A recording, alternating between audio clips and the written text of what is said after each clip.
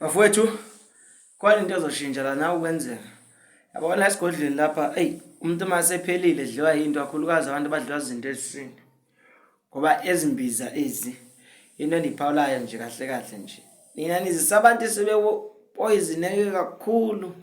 Ngithetha ngabantu esike sathi kubasebenza abanye ba right ke futhi most yabo. Because imbiza yami kansukumbili hayi iyaqondisa ihlanganisiwe mkhulu ihlanganisiwe indaba okudlala amakhubalo nje ihlanganisiwe. Yabona masondisela umuntu uthola ukuthi sephela. It's not right. Akukho right.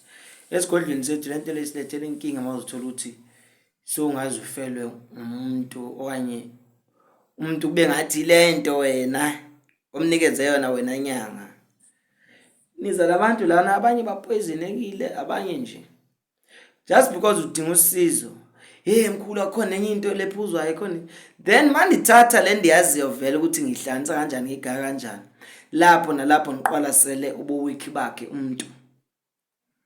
Uyabo? Ngoba izinto ezilume esiswini izinto eziserious.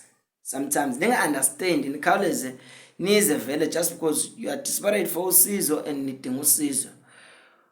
Masele kuthola ukuthi uzenaye vele lento seyimdle isikhathi eside because actually nje la insukwini nithola abantu ukuthi yabo sekunesikhathana into eyipoison nawe idlile into ngujuqu ekhalisayo lento ibizokusiza ngaze kuthiwa yiyo kanti no. That is why ke ngifuna ngithathe decision ukuthi masondisela umuntu ophelileyo la senibona ukuthi lento iphelile nje ngcono uphelele kudokotela straight bafowethu. Ngcono uphelele kudokotela because ngiyabona ukuthi ngoku ngokweleni icala because ndiyanitshela kahle manje la esigodlweni nifile nifuna usizo nomuntu onjalo. Bese umuntu weqela ngapha. Kodwa mina into engigaranta into engasebenza ngayo iminyaka nje kusukela. Yabo. So ngizama ukuthi ake sibheke ningathanda ukubambisa kakhulu abantu ninizisele phofu mina ningiSolomon. Umuntu esephelile le iphelile la ngoba niza nani lapha enjongweni ukuthi nesibhedlela sibona into. Uyabo? And then mina nizokwenza lento endiyazi ukuthi okay nibasiza kanjani abantu ngapha amakhambi you understand. Yabo?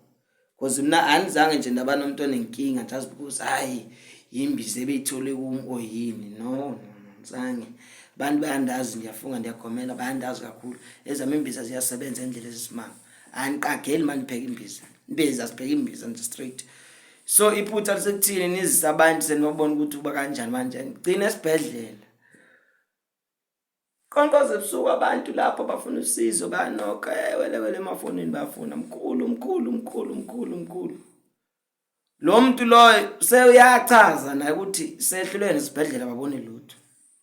Ake sibhekeni idecision oyithathayo moza kumenyangeni. Uyithathe be right. Because masila esigodleni aniphula mangitshela ukuthi lo muntu sekanje nakanje. Ngifuna usizo fast olusheshayo. Ekugcineni bendikutshela imbiza because ezami imbiza ke mina nangiphuza isiguli sami sinenkinga isiphuzisa. I make sure ukuthi kwasanaqala ngiyayiphuza. Why ngazongibulala mina? Come on.